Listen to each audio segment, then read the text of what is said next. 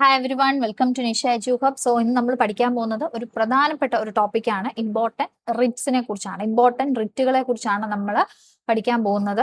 ഇപ്പം UPSCക്ക് അതുപോലെ UGC net exam, PSC exams, ഒട്ടുമിക്ക കോമ്പറ്റേറ്റീവ് എക്സാമുകൾക്കും ചോദിക്കുന്ന ഒരു പ്രധാന ടോപ്പിക്കാണ്. അപ്പം ഇമ്പോർട്ടൻറ്റ് റിറ്റ്സ് ആണ്. അതിൽ പ്രധാനപ്പെട്ട 5 ഇമ്പോർട്ടൻറ്റ് റിറ്റ്സ് ആണ് ഇന്ത്യൻ കോൺസ്റ്റിറ്റ്യൂഷൻ പ്രൊവൈഡ് ചെയ്യുന്നത്. Habeas corpus, mandamus, prohibition, quo warranto, certiorari, ആ 5 റിറ്റ്സുകളെ കുറിച്ചാണ് നമ്മൾ പഠിക്കാനായിട്ട് പോകുന്നത്. ഓക്കെ, അപ്പൊ ആദ്യം തന്നെ എന്താണ് റിറ്റ്സുകൾ എന്നുള്ളത്, റിറ്റുകൾ എന്തൊക്കെയാണെന്നുള്ളത് നമുക്കൊന്ന് നോക്കാം അല്ലെ. Writs are formal written orders issued by supreme court under article 32 and high court under article 226 to provide constitutional remedies and enforce citizens' fundamental rights against the violation of law. അതായത് writs are formal written orders. റിറ്റുകൾ എന്ന് പറഞ്ഞാൽ എന്താണ്? ഭരണഘടനാപരമായ പരിഹാരങ്ങൾ നൽകുന്നതിനും അതുപോലെ തന്നെ നിയമ ലംഘനങ്ങൾക്കെതിരെ പൗരന്മാരുടെ മൗലിക അവകാശങ്ങൾ നടപ്പിലാക്കുന്നതിനുമായി ആർട്ടിക്കിൾ 32 പ്രകാരം സുപ്രീം കോടതിയും ആർട്ടിക്കിൾ 226 പ്രകാരം ഹൈക്കോടതിയും പുറപ്പെടുവിക്കുന്ന ഔദ്യോഗികപരമായിട്ടുള്ള രേഖാമൂലമുള്ള ഉത്തരവുകളാണ് ഈ പറയുന്ന റിറ്റ്സ് അല്ലെങ്കിൽ റിറ്റുകൾ എന്ന് നമ്മൾ പറയുന്നത്. മനസ്സിലായോ? അതായത് they are formal written orders. ഔദ്യോഗികപരമായിട്ടുള്ള രേഖാമൂലമുള്ള ഉത്തരവുകളാണ് റിറ്റ്സ് എന്ന് പറയുന്നത്. ആർട്ടിക്കിൾ 32 പ്രകാരം സുപ്രീം കോടതിയും ആർട്ടിക്കിൾ 226 പ്രകാരം ഹൈക്കോടതിയും പുറപ്പെടുവിക്കുന്ന ഫോർമൽ റിട്ടൺ ഓർഡേഴ്സ് ആണ് റിറ്റുകൾ എന്ന് പറയുന്നത്. ഇനി എന്തിനു വേണ്ടിയിട്ടാണ് ഈ റിറ്റ്സ് അല്ലെങ്കിൽ റിറ്റുകൾ എന്ന് പറഞ്ഞാൽ? ടു പ്രൊവൈഡ് കോൺസ്റ്റിറ്റ്യൂഷണൽ റെമഡീസ്, ഭരണഘടനാപരമായ പരിഹാരങ്ങൾക്കുള്ള കോൺസ്റ്റിറ്റ്യൂഷണൽ റെമഡീസ്, പരിഹാരങ്ങൾ നൽകുന്നതിനും അതുപോലെ enforce citizens fundamental rights against the violation of law, നിയമലംഘനങ്ങൾക്കെതിരെ പൗരന്മാരുടെ മൗലിക അവകാശങ്ങൾ നടപ്പിലാക്കുന്നതിനുമായി പുറപ്പെടുവിക്കുന്നതാണ് റിറ്റുകൾ എന്ന് പറയുന്നത്, റിറ്റ്സ്. ഓക്കെ, 5 റിറ്റ്സ് ആണ് വരുന്നത്. 5 തരം റിറ്റ്സുകളാണ്. Habeas corpus, mandamus, prohibition, quo warranto, certiorari. Okay, അതില് ഓരോന്നായിട്ട് നമുക്ക് എടുത്തു നോക്കാം. Habeas corpus. ഹേബിയസ് കോർപ്പസ് ഓർത്തിരിക്കാനായിട്ട് ടു ഹാവ് ദ ബോഡി, അതായത് ശരീരം ഹാജരാക്കുക എന്ന് നമ്മൾ കേട്ടിട്ടില്ലേ? ചില സിനിമകളിലൊക്കെ നമ്മൾ കേട്ടിട്ടില്ലേ, ഹേബിയസ് കോർപ്പസ് ഫയൽ ചെയ്തു എന്നൊക്കെ. നമ്മൾ എന്തായാലും ആ ഒരു ഹേബിയസ് കോർപ്പസിന്റെ കാര്യം കേട്ടിട്ടുള്ളവരായിരിക്കും. ടു ഹാവ് ദ ബോഡി എന്നാണ് അതിന്റെ അർത്ഥം. അതായത് ശരീരം ഹാജരാക്കുക എന്നുള്ളതാണ് ഈ പറയുന്ന ഹേബിയസ് കോർപ്പസ്. ആദ്യം ഓർത്തിരിക്കേണ്ട കാര്യം. The court orders that the arrested person should be presented before it. അതായത് ശരീരം ഹാജരാക്കുക, to have the body. Arrest ചെയ്യപ്പെട്ട വ്യക്തിയെ കോടതിക്ക് മുന്നിൽ ഹാജരാക്കാൻ കോടതി ഉത്തരവിടും. മനസ്സിലായോ? Protects against illegal or unfair arrest and detention. എന്താണ് ഈ ഹേബിയസ് കോർപ്പസിന്റെ പർപ്പസ് എന്ന് പറഞ്ഞാൽ? അനീതിയായിട്ടോ അതായത് ഉചിതമല്ലാത്ത രീതിയിൽ ഒരാളെ അറസ്റ്റ് ചെയ്യുകയോ, നിയമവിരുദ്ധമോ അല്ലാതെ അനീതിയായോ അറസ്റ്റിൽ നിന്നും അതുപോലെ ഒരാളെ തടങ്കലിൽ വെച്ചിരിക്കുകയാണ്. അപ്പം ഈ അനീതിയായിട്ടുള്ളതും ഉചിതമല്ലാത്ത രീതിയിലുള്ള അറസ്റ്റ്, അതുപോലെ ഒരാളെ തടങ്കലിൽ വെച്ചിരിക്കുക, ഇതിന് എഗെയിൻസ്റ്റ് ആയിട്ട് സംരക്ഷണം കൊടുക്കുന്ന റിറ്റാണ് എന്ത്? ഹേബിയസ് കോർപ്പസ് എന്ന് പറയുന്നത്.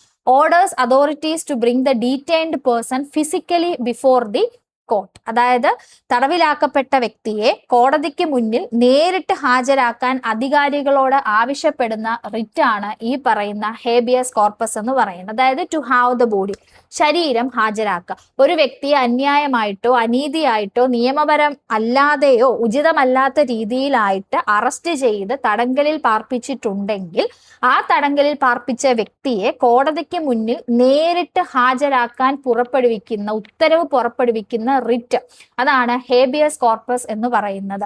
അതാണ് ഒരു വ്യക്തിയെ ഫിസിക്കലി ശരീരം ഹാജരാക്കുക എന്ന് പറയുന്നത്. അവിടെ ശ്രദ്ധിക്കണം, against illegal or unfair arrest and detention. Okay, നിയമപരമല്ലാതെയോ അൺഫെയർ ആയിട്ട് ഉചിതമല്ലാത്ത രീതിയിൽ അന്യായമായ ഒരാളെ അറസ്റ്റ് ചെയ്യുകയും തടങ്കലിൽ പാർപ്പിക്കുകയും ചെയ്തിട്ടുണ്ടെങ്കിൽ ഹേബിയസ് കോർപ്പസ് ഫയൽ ചെയ്താൽ ആ വ്യക്തിയെ കോടതിക്ക് മുന്നിൽ നേരിട്ട് ഹാജരാക്കാനായിട്ട് എന്താണ് കോടതി ഉത്തരവിടുന്നതാണ് ഹേബിയസ് കോർപ്പസ് എന്ന് പറയുന്നത്. അതുപോലെ മാൻഡമസ് എന്ന് പറഞ്ഞാൽ വി കമാൻഡ്, ഞങ്ങൾ കൽപ്പിക്കുന്നു, കമാൻഡ്. മാൻഡമസ് മസ്റ്റ് എന്നൊക്കെ ഓർത്താൽ മതി. മസ്റ്റ് അല്ലെങ്കിൽ കമാൻഡ്, ഞങ്ങൾ പറയുകയാണ്, കമാൻഡ് ചെയ്യുന്നു, കൽപ്പിക്കുന്നു. When the court finds that a particular office holder is not doing legal duty and thereby is infringing on the right of an individual, forces a public official or government body to do their legal duty. അതായത് ഒരു particular office holder, ഒരു പ്രത്യേക പദവി, ഔദ്യോഗിക പദവിയിൽ ഇരിക്കുന്ന ഒരു വ്യക്തി തന്റെ നിയമപരമായിട്ടുള്ള ചുമതല നിർവഹിക്കുന്നില്ല, he is not doing legal duty, അതുവഴി is infringing on the right of an individual, അങ്ങനെ ആ വ്യക്തി തന്റെ നിയമപരമായ ചുമതല നിർവഹിക്കുന്നില്ലെന്നും അതുവഴി ഒരു വ്യക്തിയുടെ, ആ വ്യക്തി അയാളുടെ ചുമതല നിർവഹിക്കാത്തത് കൊണ്ട് ഒരു വ്യക്തിയുടെ അവകാശം ലംഘിക്കപ്പെടുന്നുവെന്നും കോടതി കണ്ടെത്തുമ്പോൾ ഈ പറയുന്ന മാൻഡമസ് റിറ്റ് പുറപ്പെടുവിക്കുകയാണ് ചെയ്യുന്നത്. It forces a public official or government body to do their legal duty. ഒരു പബ്ലിക് ഒഫീഷ്യൽ, ഒരു പൊതു ഉദ്യോഗസ്ഥനെയോ ഒരു സർക്കാർ സ്ഥാപനത്തെയോ അവരുടെ നിയമപരമായിട്ടുള്ള ചുമതല ചെയ്യാനായിട്ട് ഫോഴ്സ് ചെയ്യുന്ന, നിർബന്ധിക്കുന്ന റിറ്റ് ആണ് മാൻഡമസ് എന്ന് പറഞ്ഞത്. അപ്പം ഓർത്തിരിക്കാൻ ഇങ്ങനെ ചെയ്താൽ മതി, മസ്റ്റ് ഡ്യൂ ദെയർ ഡ്യൂട്ടി, അവരുടെ ജോലി, അവരുടെ നിയമപരമായിട്ടുള്ള ജോലി അവർ ചെയ്തിരിക്കണം, അവരുടെ ജോലി അവർ ചെയ്തിരിക്കണം, മസ്റ്റ് ഡ്യൂ ദെയർ ഡ്യൂട്ടി എന്ന് ഓർത്ത് വെക്കാം. അപ്പം മാൻഡമസ്, ഞങ്ങൾ കൽപ്പിക്കുന്നു. അപ്പം ഒരു വ്യക്തി, ഒരു ഓഫീസ് ഹോൾഡർ, ഒരു ഉദ്യോഗസ്ഥൻ തന്റെ നിയമപരമായിട്ടുള്ള ജോലി നിർവഹിക്കുന്നില്ലെന്നും ആ ജോലി നിർവഹിക്കാത്തത് കൊണ്ട് മറ്റൊരു വ്യക്തിയുടെ അവകാശം എന്താണ് ലംഘിക്കപ്പെടുന്നുവെന്നും കോടതി കണ്ടെത്തുമ്പോൾ ഈ പറയുന്ന റിറ്റ് പുറപ്പെടുവിക്കും. അപ്പൊ ആ ഒരു പർട്ടിക്കുലർ ഉദ്യോഗസ്ഥൻ അല്ലെങ്കിൽ ആ ഒരു സ്ഥാപനത്തോട് ആ ജോലി ചെയ്യാനായിട്ട്, നിയമപരമായ ചുമതല ചെയ്യാൻ നിർബന്ധിക്കുകയാണ് ഈ മാൻഡമസ് റിറ്റ് വഴി. ഓക്കെ, അടുത്തത് പ്രൊഹിബിഷൻ. പ്രൊഹിബിഷൻ എന്ന് പറഞ്ഞാൽ എന്താണ്? To forbid. Okay, stops a lower court or tribunal from going past its legal power, directs a lower judiciary body to halt a current case because it does not have the jurisdiction to hear it. Okay, അപ്പം മൂന്നാമത്തെ writ ആയിട്ടുള്ള prohibition എന്താ പറഞ്ഞ? Prohibit ചെയ്യുകയാണ് അല്ലെ. Prohibit ചെയ്യാന്ന് പറഞ്ഞാൽ വിലക്കുകയാണ്. ടു ഫോർബിഡ്, വിലക്കുക.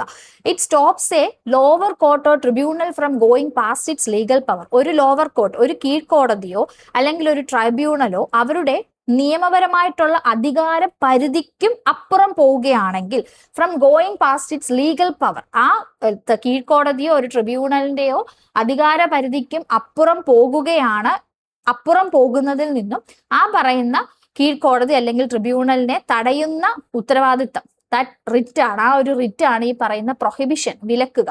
It directs a lower judicial body to halt a current case because it does not have the jurisdiction to hear it. അതായത് ഒരു അധികാരമില്ലാത്ത ഒരു കേസിന്റെ നടപടികൾ നിർത്തിവെക്കാൻ കീഴ്ക്കോടതിയോട് ആവശ്യപ്പെടാൻ ഈ പറയുന്ന റിറ്റ് ഉപയോഗിക്കുകയാണ് കേട്ടോ. ഒരു ലോവർ ജുഡീഷ്യൽ ബോഡിയോട് പറയുകയാണ് to halt a current case, means അവരുടെ അധികാരം ഇല്ലാത്ത ഒരു കേസിന്റെ നടപടികളുമായിട്ട് അവർ മുന്നോട്ട് പോകണ്ട, അത് നിർത്തിവെക്കാനായിട്ട് കീഴ്ക്കോടതിയോട് ആവശ്യപ്പെടാനായിട്ട് ഈ പ്രൊഹിബിഷൻ റിറ്റ് ഉപയോഗിക്കുകയും ചെയ്യുന്നു. ഓക്കെ, അടുത്തത് quo warranto. By what authority or warrant, question ചെയ്യുകയാണ്, എന്ത് അധികാരത്തോടെ എന്ന് ക്വസ്റ്റ്യൻ ചെയ്യാം. ഇപ്പൊ ക്യോ വാറന്റോ എന്ന് പറയുമ്പോൾ അതിൽ നിന്ന് നിങ്ങൾക്ക് ലിങ്ക് ചെയ്ത് പഠിക്കാം. ക്യോ, ക്വസ്റ്റ്യൻ ചെയ്യുകയാണ്, ഒരു വ്യക്തി അല്ലെങ്കിൽ ഒരു പർട്ടിക്കുലർ ഓഫീസിനെ ചോദ്യം ചെയ്യുകയാണ്. ബൈ വാട്ട് അതോറിറ്റി, എന്തധികാരത്തിലാണ്, എന്തധികാരത്തോടെയാണ് നിങ്ങൾ അവിടെ കയറിയിരിക്കുന്നത് എന്ന് കോടതിക്ക് ക്വസ്റ്റ്യൻ ചെയ്യാൻ പറ്റും. അപ്പൊ ക്യോ വാറന്റോ, ക്വസ്റ്റ്യൻ ചെയ്യുക, അങ്ങനെ ഓർത്തു വെച്ചാൽ മതി. By what authority, എന്തധികാരത്തോടെ.